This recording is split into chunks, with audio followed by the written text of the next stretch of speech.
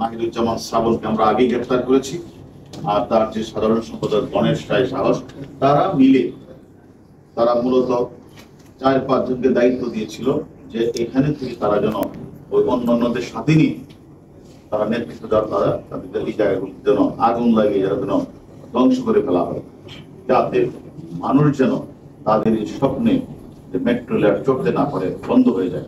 সেই ঘটনা থেকে তারা এই কাজটি করেছে। তারা অলরেডি আমাদের কাছে যে গ্রেপ্তার, তার নাম একজন আছে আমিনুল তালুকদার, যুগ্ম প্রশাসক কেন্দ্রীয় ছাত্রদল, ইমাম আল নাসের সাধারণ সম্পাদক সুবিধাদল ছাত্রদল, বদলুর রহমান বিজয় সিনিয়র যুগ্ম সাধারণ সম্পাদক ঢাকা বিশ্ববিদ্যালয়, আর ফেরদৌস রুবেল। আমরা জানতাম না যে জাতীয় বিশ্ববিদ্যালয়ে যে ছাত্র দলের কমিটি আছে সেই কমিটির সে হলো সহ-সদস্য। এরা মিলে এবং তাদের সাথে তাদের যে সহযোগীরা মিলে তারা 10 নম্বর এলাকায় নৈরাজ্য সৃষ্টিকারীর মধ্যে সমন্বয়ের কাজ করে এবং মেট্রো রেলে ভাঙচুর চালায় আর সংযোগ করে, এবং তারা নিরাপত্তা থাকা দায়িত্ব আমাদের পুলিশ সদস্য তারা হামলা করে।